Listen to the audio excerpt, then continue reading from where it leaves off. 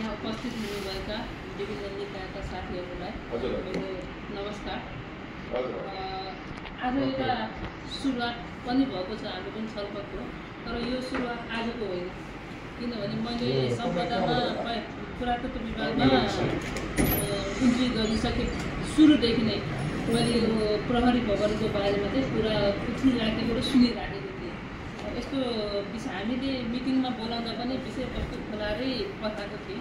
यस्तो विषयमा मिटिङमा आउँदाखेरि पहिलाको आफ्नो कामहरू पनि हेरेर आइदिनु भयो भने अझ क्लियर हुन्थ्यो होइन।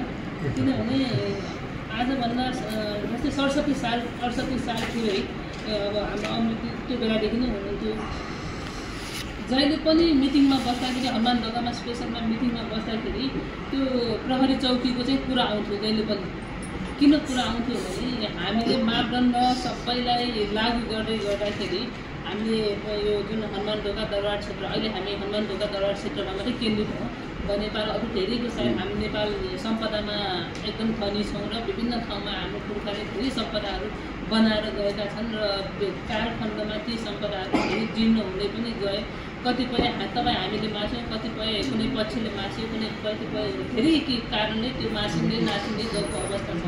र त्यही भएर पुरातत्व विभाग 2009 सालमा स्थापना। यस्ता सम्पदाहरू संरक्षण गर्नुपर्छ, व्यवस्थापन गर्नुपर्छ र नियमभित्र ल्याउनुपर्छ, सरकारी नियमभित्र ल्याएर एकरूपता ल्याउनुपर्छ भन्ने उद्देश्यले विभागको स्थापना गरेको थियो। र त्यही अनुसार पुरातत्व विभागले प्राप्त स्रोत र साधनको आधारमा त्यो बेलादेखि निरन्तर कार्य गर्दै आएको छ र अहिलेसम्म यति सम्पदा बचेको छ। नत्र भने योभन्दा पनि धेरै सम्पदाहरू बिग्रिसकेको हुन्थ्यो। अहिले पनि हामीले धेरैले सुन्ने गर्छौँ पुरातत्व विभाग विकासको बाधक हो र पुरातत्व विभागले यहाँ रोक्यो त्यहाँ रोक्यो, यो काम गर्न दिएन भनेर धेरै कुराहरू तपाईँहरूले सुन्नु मिडियाबाट सुन्नुभएको होला, विभिन्न फोरममा सुन्नुभएको होला। त्यसको अर्थ विभागले रोकेको होइन कि हाम्रो उद्देश्य भनेको सम्पदा संरक्षण हुनुपर्ने। सम्पदा हाम्रो जुन सम्पदा हामीले संरक्षण गर्न खोजिरहेछौँ त्यो चाहिँ हाम्रो यहाँको भौगोलिक वातावरण अनुसार, यहाँको इकोलोजी अनुसार हुनु पऱ्यो। यहाँकै सामग्री र हाम्रो प्रविधिलाई संरक्षण हुनु पऱ्यो। हाम्रो पुर्खाले जुन कारणले यो सम्पदाहरू निर्माण गरेर गए, यो इतिहासहरू रचेर गए, त्यसको मर्म अनुसार यो अगाडि बढ्नु पऱ्यो भन्ने हाम्रो उद्देश्य हो। त्यही उद्देश्यलाई आधारमा पारेर हामीसँग विभिन्न मापदण्डहरू छन्, प्राचीन स्मारक संरक्षण ऐन छन्, अनि केही कार्यविधिहरू छन्। त्यसैलाई फलो गरेर हामी बोल्ने हो। र हामी बोलिरहँदाखेरि हामीले धेरै ठाउँमा हामीले नयाँ विकास र नयाँ सामग्रीहरूको काम गर्न चाहनेहरूलाई भाडा पनि पुगेको अवस्था छ। त्यही प्रसङ्गमा चाहिँ हामीले हनुमान ढोका क्षेत्रको मेरो मात्र होइन, पुरातत्व विभागको मात्र होइन, सर्वसाधारण सबैको चाहना के हो भने यो हनुमान ढोका क्षेत्रमा यसो दायाँ बायाँ हेऱ्यो भने सबै सम्पदा मैत्री छन्। हामी जनताको घरलाई चाहिँ सम्पदा मैत्री बनाउनु, 33 फिटभित्र बनाउनु, इँटा माटो र काठले बनाउनु भनेर हामी फोर्स गरिरहेको हुन्छौँ। तर त्यही परिसरभित्र एउटा सेतो बिल्डिङ र सिमेन्टले बनाएको बिल्डिङ देख्दाखेरि सबैको मन चसक्क दुखेकै हो, सुरुदेखि दुखेकै हो। र त्यो कुरा हटाउनको लागि विभिन्न समयमा मैले थाहा पाएको थिएँ 68 सालदेखि हो। 68 सालदेखिको यो हाम्रो विश्व सम्पदा क्षेत्रको हरेक मिटिङमा जाँदाखेरि त्यहाँको व्यवस्थापनदेखि लिएर त्यो प्रहरी भवनलाई कसरी गर्ने भनेर त्यो बेलादेखिका प्रहरी साथीहरूलाई चाहिँ पनि हामीले बोलाएर छलफल गरेकै हो। र विभिन्न कारणले अब उहाँहरूको आन्तरिक विभिन्न कारणले चाहिँ त्यो हट्न नसकेको अवस्था थियो। तर 72 सालको भूकम्पपछि जुन त्यो भवनले चाहिँ एकदम क्र्याक भएर अहिले चाहिँ त्यो जीर्ण अवस्थामा छ। हामी त्यो बाटोबाट हिँड्नुलाई पनि सर्वसाधारण हिँड्नुलाई पनि खराबमा परेकै अवस्था थियो। र 72 सालपछि निरन्तर रूपमा त्यो हामीले पुरातत्व विभागले चाहिँ त्यो भवनलाई चाहिँ हटाउनु पऱ्यो। रेड स्टिकर लागेको त्यो हटाउनु पऱ्यो। एउटा सरकारी निकाय भएको हैसियतले रेड स्टिकर लागिसकेपछि त्यसको त्यही बेला नै हामी चेक जाँच गरेर त्यसलाई चाहिँ व्यवस्थापन गर्नुपर्ने नै थियो होइन।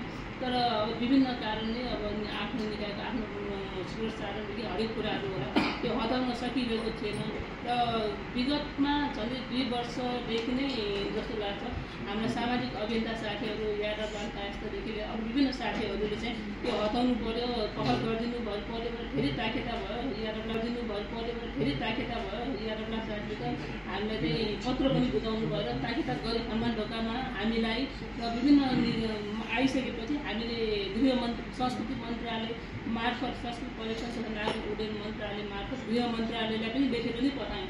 2-3 चोटिको पत्र हामीले पठाइसकेको अवस्था हो। र किनभने पुरातत्व विभागले अब यो स्वामित्व अरूको गृह मन्त्रालयको अन्तर्गत भएको कारणले हामीले समन्वय गर्ने हो। सकेसम्म चाहिँ हामीले त्यो यो वातावरण उहाँहरूलाई हामीले सकारात्मक दबाब दिने पनि जस्तो गरेर हामीले चाहिँ उहाँलाई पत्राचार पनि गऱ्यौँ र पत्राचार गर्दाखेरि एकपटक आजभन्दा 7-8 महिना अगाडि श्रीमान सचिवज्यूको नेतृत्वमा एउटा छलफल मिटिङ पनि बसेको थियो त्यही भवनको बारेमा।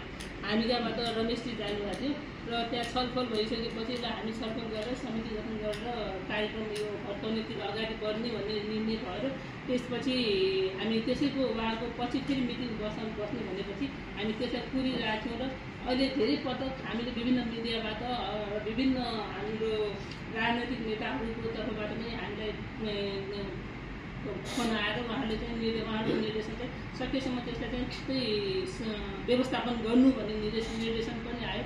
इभन हाम्रै संस्कृति पर्यटन नागरिक उद्योग मन्त्रालय मन्त्रीज्यू पनि त्यहाँ भिजिट गर्नु भएर यसलाई चाहिँ एकदम खराबमा पऱ्यो, यसलाई हटाउनलाई प्रक्रिया अगाडि बढाउनु भनेपछि अनि हामीले फेरि पत्राचार गऱ्यौँ होइन, त्यो हजुरहरूका होला सायद।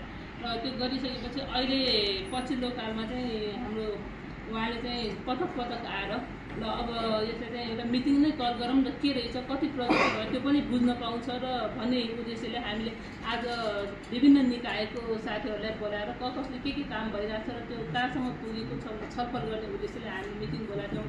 अब हाम्रो एसपी साहबबाट पनि राम्रै इन्फर्मेसन आयो, त्यहाँ समिति गठन गरेको छ भन्ने कुरा आयो र यो समिति गठन गरिसकेपछि अब त्यहाँ फेरि रेट्रोफिटिङको कुरा भनेर मलाई अरू समिति गठन गरेको कुराले त खुसी लाग्यो, तर रेट्रोफिटिङ गर्ने कि नगर्ने भन्ने कुरा विषयले चाहिँ त्यो भवन रेट्रोफिटिङ गर्न लायकको हो कि होइन त।